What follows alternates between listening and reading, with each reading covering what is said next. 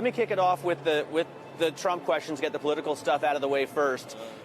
How will Volvo react? Because the U.S. is such an important market and becoming even more important with the success of the XC90 and the new S and V90s.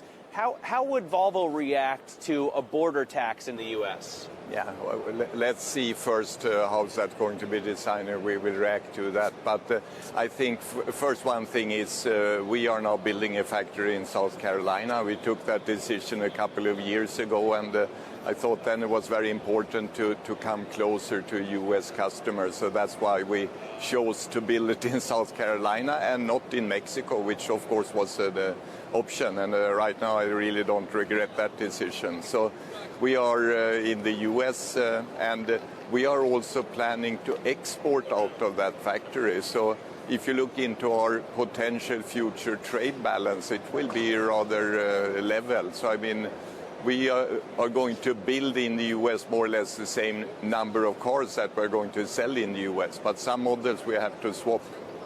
So we will export out of South Carolina and we will import some others from Europe or China, but more or less in the same amounts. I think we are doing trade in a very fair way and very level way.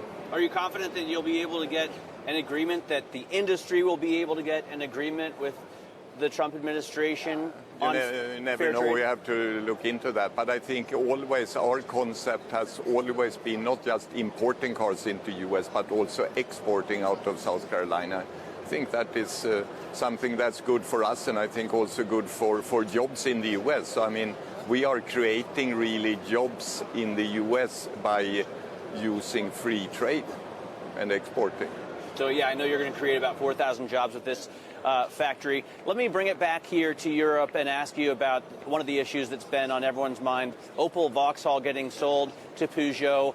Does that mean to you that there are too many brands in Europe, that you need size maybe because they're now becoming the second biggest? Yeah, I think you have to, I mean, every company have to have their strategy. But of course, I mean, labor costs are very high in Europe, and then you have to react to that. I mean, our answer is really we are focusing on the premium segment. So we think we can be more competitive by delivering value, working on the value side, on the price side with our cars. That's why we have chosen a premium strategy. But of course, for other manufacturers, the other way is, of course, to focus on the cost side, and then you need high volume and you need a lot of common parts. So I would assume that's probably what PSA and Opel is after.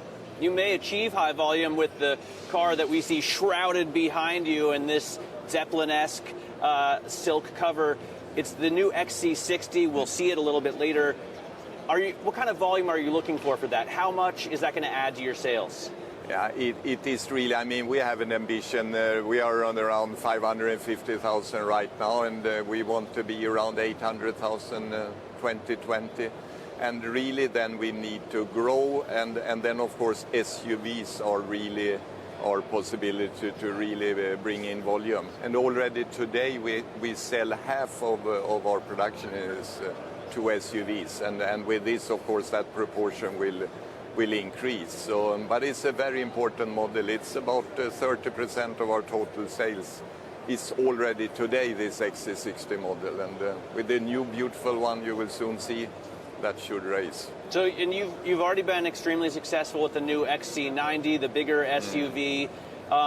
Does this success and all the freedom you have with your credit profile lead you to think, you know, we should really sell shares in this company?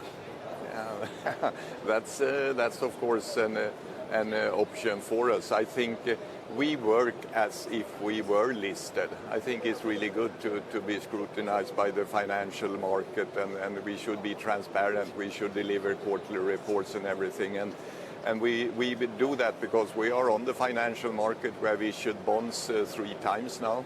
And of course, also the equity market is an option for our main shareholder. Mainly, it's a decision he has to take, but it's an option for the future. Where do you think you would choose to list? That is something we have to discuss if this is going to be in a real option. Right now, we have no plans in that direction. Let me finally ask you about China. We, over the weekend, saw a reduced economic forecast from the party. Is that a problem for you? Because I know China is such a huge market for Volvo. Yeah, Of course, I wouldn't say it's a problem. China is our biggest market, and there has been talks for many years now of a normalization and so on. But if you look into the premium car market last year, it grew with 15%. So, I mean, and it's continuing. In the first months here, we're continuing with double-digit growth in the premium sector. So not too concerned about China. It's going to be this year also our biggest market.